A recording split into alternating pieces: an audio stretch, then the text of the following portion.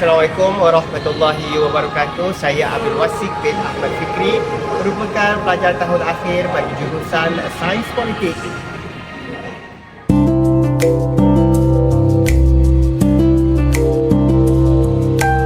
Dan saya Muhammad Hanif bin Muhammad Nasir, merupakan pelajar tahun akhir jurusan Sains Politik. Okey, kami berdua dah kat sini sebab kami nak menceritakan tentang kepentingan budaya, toleransi dan menambahkan tahap toleransi budaya di negara kita, iaitu Malaysia. Sama-sama kita saksikan. Jom.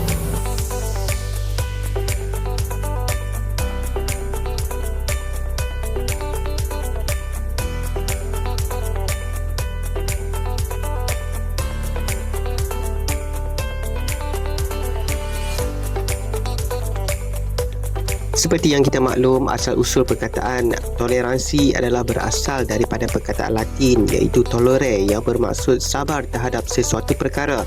Manakala toleransi menurut Kamus Dewan adalah sifat keterbukaan, keluasan fikiran atau tolak ansur. Budaya pula menurut Kamus Dewan adalah tamadun atau peradaban.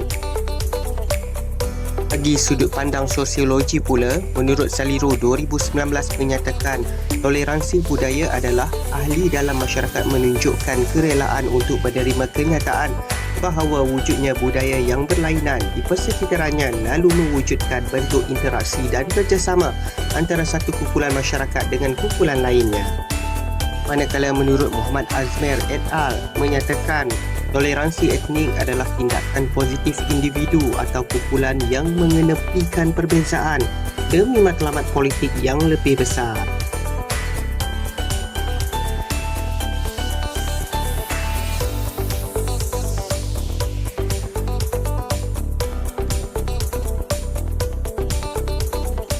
video pengurusan konflik Malaysia, contoh negara yang mempunyai rakyat berbilang kaum, agama dan budaya. Kepelbagaian ini menyebabkan akan terjadinya kecenderungan kepada konflik sosial. Toleransi budaya perlu diangkat tinggi dan didedahkan bagi mengekang konflik sosial. Semangat etnosentrisme perlu ada dalam diri, namun perlu dikawal agar tidak keterlaluan. Kegagalan memahami konsep toleransi boleh membawa kepada konflik, diskriminasi, seterusnya membawa kepada perpecahan dan pergaduhan dalam masyarakat. Yang kedua, perbezaan pandangan menerusi budaya seringkali disalahertikan dengan sifat kurang ajar sehingga berlakunya permusuhan perkauman yang melampau. Kepentingan toleransi yang kedua adalah ia menjadi asas pembentukan peradaban negara.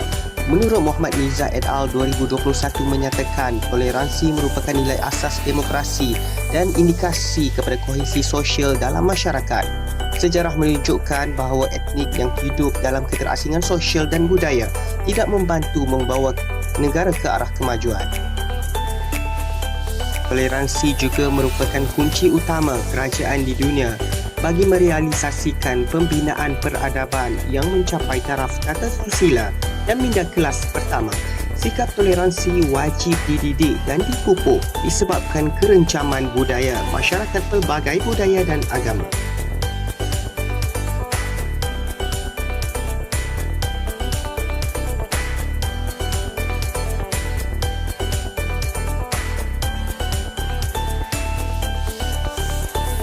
Yang pertama, dialog antara agama dapat dipecahkan kepada dua kategori, iaitu intra-agama dan inter-agama. Penting bagi menyelesaikan permasalahan yang wujud akibat salah faham. Sukar untuk dilaksanakan namun bukan mustahil. Perlu disertai oleh orang yang berpengaruh, mempunyai kepakaran, kemahiran serta pengawalan emosi yang tinggi. Yang kedua, program pendidikan dan kesedaran. Bidang pendidikan merupakan medium terbaik bagi mendidik dan memupuk semangat toleransi budaya dalam kalangan masyarakat. Subjek kepelbagaian budaya perlu diperkenalkan di sekolah seperti yang diperkenalkan di peringkat universiti.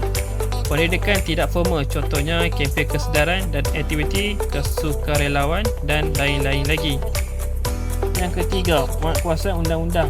Undang-undang yang tidak lagi sesuai dengan peredaran zaman perlu dipindah.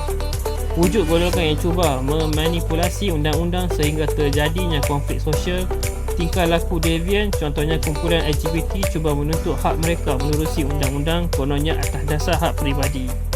Baik, yang keempat adalah kajian antara budaya.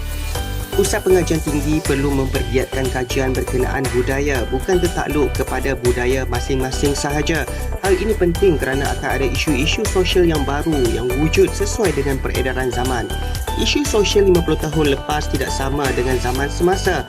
Justru ia perlu diberi perhatian oleh para sarjana dalam melakukan kajian. Selain itu, peranan ibu bapa juga adalah penting kerana ibu bapa merupakan ejen sosialisasi terawal dalam pembentukan identiti anak-anak. Didikan di rumah perlu menitik beratkan pemupukan sikap toleransi.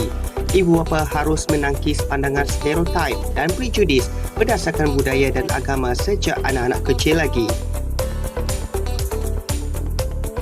Terakhir adalah kepimpinan melalui teladan.